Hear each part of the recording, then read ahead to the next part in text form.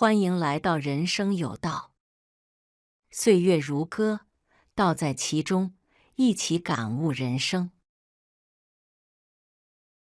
在我们的日常生活中，似乎总能观察到一个有趣的现象：那些被认为聪明的人，往往更喜欢独处，而不是沉浸在热闹的社交活动中。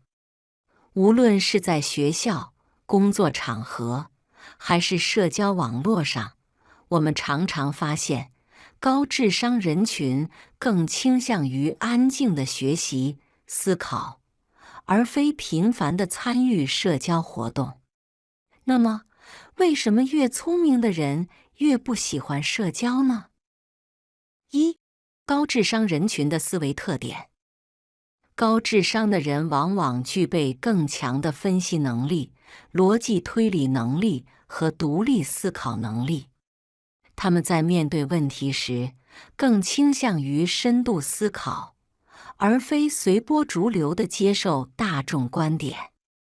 这种深入的思考方式，使得他们更倾向于独处，以便有充足的时间来研究问题、探索新知，而不是在日常的社交活动中消耗精力。此外，高智商人群的求知欲通常极为旺盛，他们喜欢挑战复杂的概念，研究那些需要深度理解的领域。例如，许多科学家、哲学家、数学家往往沉浸在自己的研究领域中，而对日常琐碎的社交活动缺乏兴趣。这种高度专注的状态，也使得他们更容易远离社交场合。二、社交带来的心理消耗。对于高智商人群来说，社交并不是一件轻松的事情。首先，他们往往对话题的深度和质量有较高要求，而现实生活中的社交对话往往较为浅显，甚至充斥着无聊的寒暄、八卦和重复的日常对话。这种缺乏深度的交流，使得他们很难从中获得满足感，反而会感到无趣甚至疲惫。其次，高智商人群往往更敏感，对他人的情绪、话语和行为有更强的洞察力。他们能够快速捕捉到社交环境中的各种微妙变化，例如某人的语气变化、眼神暗示或潜在意图。这种敏感性虽然让他们在需要时能更好地理解他人，但也让他们更容易感到社交的压力和负担。因此，他们更倾向于减少不必要的社交活动，以避免情绪上的消耗。三、社交对高智商人群的吸引力较低。从进化心理学的角度来看，人类天生具有社交需求，因为社交有助于建立合作关系，提高生存几率。然而，对于高智商人群来说，他们往往具备更强的独立性，不需要依赖群体来获得认同或安全感。相较于社交带来的短暂满足，他们更享受独处时的思考和创造过程。此外，一项研究表明，高智商个体在社交时的幸福感往往低于普通人。美国布鲁金斯学会研究员 Carol Graham 的研究发现，聪明的人更倾向于专注于长期目标，而不是短期的社交愉悦。他们会认为社交是一种时间成本过高的活动，会干扰他们实现更重要的目标。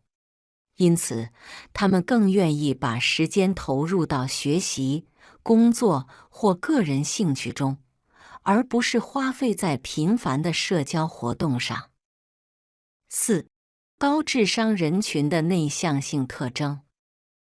心理学研究表明，高智商人群中往往有更高比例的内向型个体。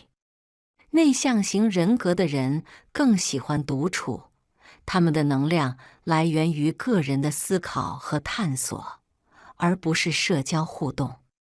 与外向型人格的人不同，内向者更容易在社交活动后感到精疲力尽，需要独处来恢复精力。而高智商个体的思维往往更加复杂，他们需要较长时间来整理思绪，使想法更加完善。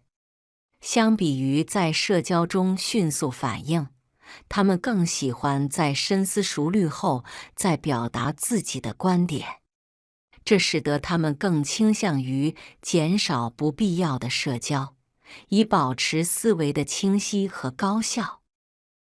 5. 社交与情商的关系。人们常说，情商高的人更容易社交，智商高的人则更倾向于独处。事实上，智商与情商并不一定呈负相关，但他们的侧重点确实有所不同。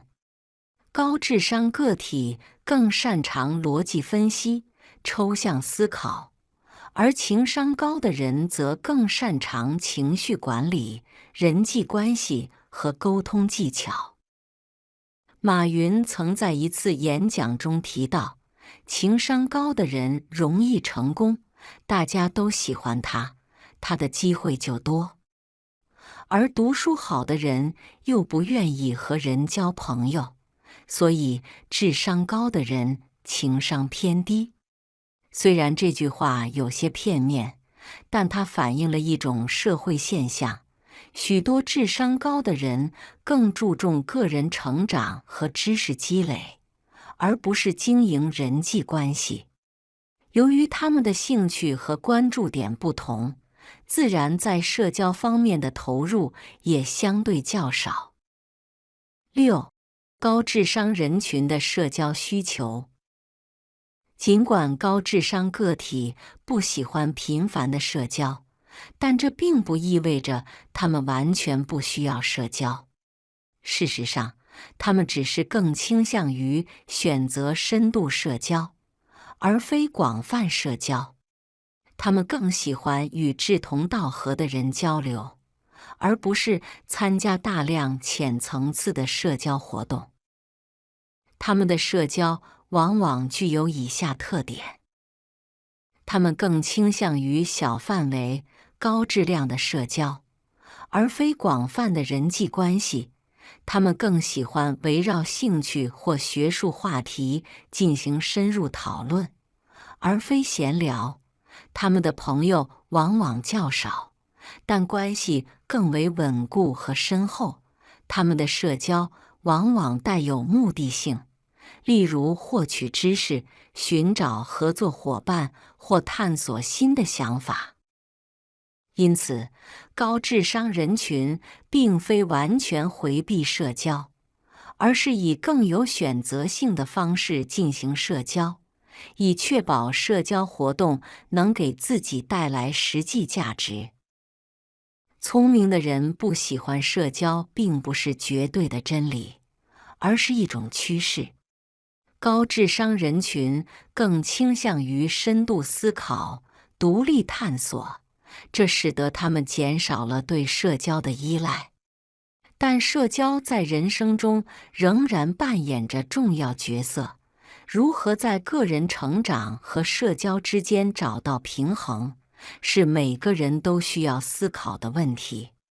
最终，聪明的人并不是真的不需要社交，而是更倾向于选择合适的社交方式，让社交真正为自己所用。